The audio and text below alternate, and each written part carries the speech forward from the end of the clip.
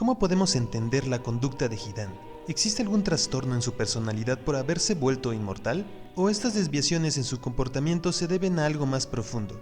Acompáñanos a descubrir esta y otras cosas que seguro no sabías de este miembro de Akatsuki. Suscríbete Mangaka no Baka si sabes cómo demonios Hidan mantiene su guadaña sujeta a su espalda. Seguramente alguna vez te has preguntado ¿cómo piensa un criminal? Según Hilda Marchiori en su libro titulado Personalidad del delincuente, nos dice que el psicópata comúnmente es un individuo flexible, ágil, altamente agresivo e impulsivo, que carece de sentimientos de culpa, además de ser incapaz de crear lazos duraderos de afecto.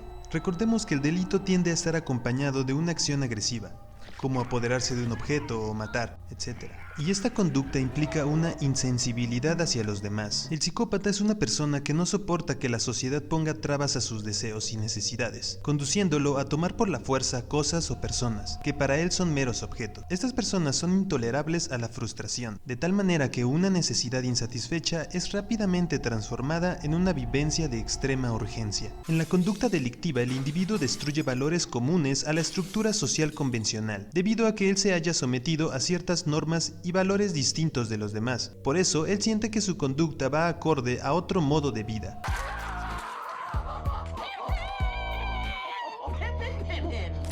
Esta forma de vivir concuerda con las enseñanzas de su nuevo dios, Yashin.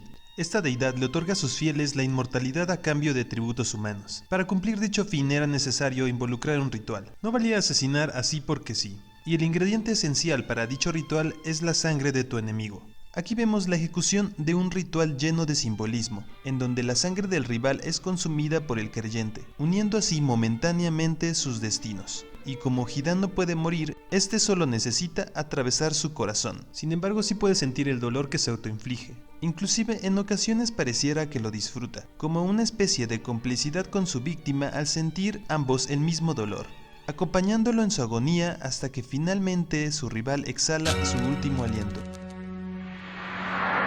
En la serie lo vemos cumplir a rajatabla los designios de su dios. Sin embargo, este no se veía muy conflictuado con la idea de apuñalar su propio corazón. Más bien todo lo contrario. Estaba impaciente y encantado con la idea de complacer los mandatos de Yashin, motivado e influenciado por una ideología rígida y absolutista. Una vez que el ritual terminaba, podía seguir adelante predicando la palabra de su señor. O sea que básicamente matando se hacía inmune a la muerte. Por lo consiguiente, su máxima preocupación residía en seguir abasteciendo de vidas humanas a su dios. Hidan hizo una especie de pacto con esta deidad, y como consecuencia de esa devoción, ahora su cuerpo es inmortal. ¿Cómo podría afectar esto a la psique de un psicópata? Seguramente daría rienda suelta a sus impulsos. Por lo regular en este tipo de individuos es común encontrar rasgos narcisistas en su personalidad, es decir, que su nueva condición de inmortal podría incrementar su sensación de ser alguien especial y único. También podemos observar en Hidan tendencias comportamentales, además de parafilias, como lo es el masoquismo. Entendemos a las parafilias como todos aquellos patrones de comportamiento de los sujetos, en donde la fuente predominante del placer sexual no se encuentra en la relación sexual como tal, sino esta aparece ligada a otra actividad u objeto. ¿A qué nos referimos con esto? En términos generales, la persona masoquista busca obtener placer a través del sufrimiento o el dolor físico, llegando al extremo de infligirse daño a sí mismo. En el discurso psicoanalítico, el dolor físico es una traducción al sufrimiento psíquico, encontrando en él significados simbólicos. La medicina, en cambio, busca domesticar el dolor con la ayuda de fármacos, deshaciéndose de la carga emocional de dicho dolor. Mientras tanto, el discurso religioso le da al dolor un valor moral y espiritual. En Pulsiones y Destinos de Pulsión, Freud nos habla de la posibilidad de obtener placer del dolor, aunque aclara que tanto en el sadismo como en el masoquismo no se goza del dolor mismo, sino de la excitación sexual que lo acompaña. Aunque por supuesto esta no es la única interpretación que podemos darle al comportamiento de Hidan. También podemos observar este tipo de conductas en sectas religiosas. Por lo regular, estas autoflagelaciones van acompañadas por un ritual, en donde el creyente reafirma sus creencias. Aquí es importante señalar que este sacrificio se ofrece de manera voluntaria por el usuario, recalcando la importancia de la penitencia. En la serie vemos a Hidan clavarse una especie de estaca en su corazón, como si se tratara de un muñeco vudú. Su víctima también sufre ese daño, poniendo fin a sus vidas. Pero momentos antes de que esto suceda, Hidan parece disfrutarlo. ¿Es esto una muestra de masoquismo? O tal vez la explicación a esto sea que tanto el placer como el dolor se activan en una misma área del cerebro. Muchas expresiones de placer pueden ser fácilmente confundidas por un espectador por expresiones de dolor, ya saben, similar a experimentar un orgasmo. Sobra decir que por el hecho de ser un shinobi, estas conductas agresivas no son mal vistas, existiendo una normalización de su conducta por su entorno social, similar a lo que sucede hoy en día con héroes de guerra, en donde un jurado marcial consideraría sus asesinatos cometidos en una batalla como signos de heroísmo y valentía, demostrando que el contexto social determina en gran medida nuestra realidad.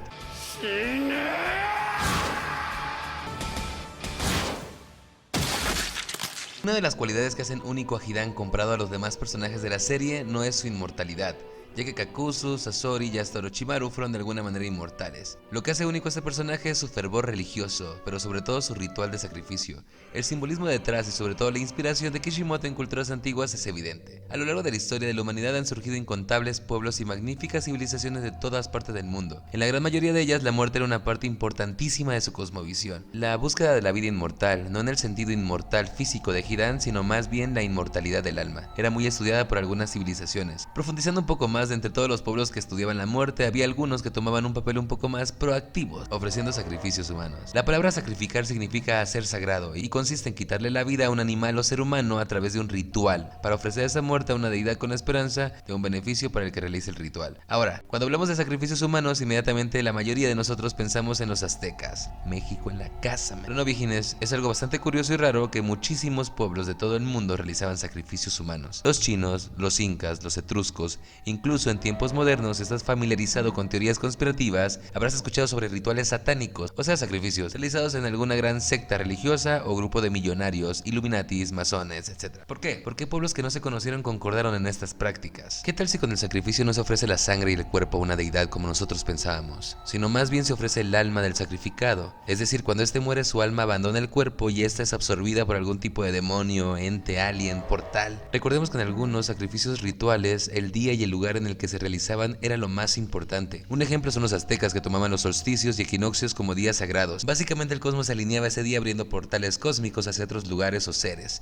Esto me pone a pensar. ¿El alma de Asuma Sensei fue absorbida por el supuesto dios Hashin? ¿O no pasó nada y la muerte en sí fue el sacrificio y el alma de Sarutobi prosiguió su camino por el cosmos? Nunca lo sabremos. Ahora, para Hidan su ritual consistía en ofrecerle a Yashin la vida de sus enemigos. Una vez dentro de su famoso círculo de sangre, el ritual variaba dependiendo del humor de la Akatsuki. A veces iba por el corazón directo, como lo intentó hacer contra Shikamaru, o a veces se tomaba el tiempo torturando a su presa, como lo hizo con Yujito, la Chinchuriki del dos colas, o como lo estaba haciendo con Asuma Sensei. Sin importar el humor, la víctima era básicamente apuñalada hasta la muerte. Ahora, ¿qué rituales eran comunes en tiempos pasados? Cuando los chinos ofrecían sacrificios a los espíritus de la naturaleza, ofrecían mujeres. ¿Cómo eran estas sacrificadas? Las quemaban vivas. Los incas ofrecían niños de entre 2 y 13 años como ofrenda para calmar la ira de los dioses. Estos niños, en las 2 semanas previas al ritual, eran alimentados con hojas de coca y embriagados regularmente, para que cuando llegara el día esperado, caminaran dóciles y happys hacia su muerte. ¿Cómo eran sacrificados? Con un golpe brutal en la cabeza o por estrangulamiento ante los ojos del sol. Para los aztecas, la sangre era la fruta de la vida sagrada. Esta creencia hizo que sus rituales fueran un tanto sádicos. Si tenías la mala suerte de ser ofrecido al dios Tlaloc de la lluvia, eras desollado vivo, es decir, te arrancaban lentamente toda la piel.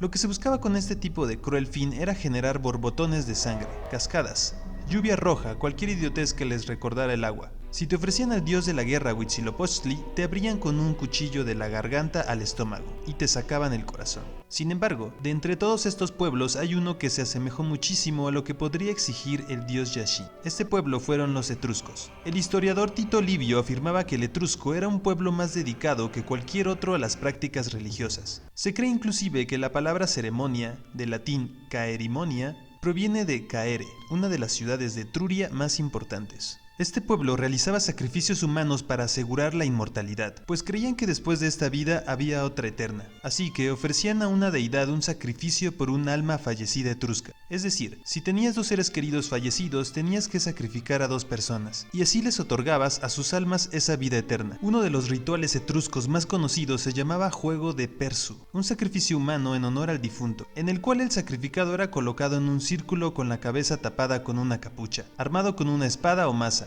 En ese círculo dejaban entrar perros que atacaban al pobre diablo desnudo y ciego. El resultado era obvio.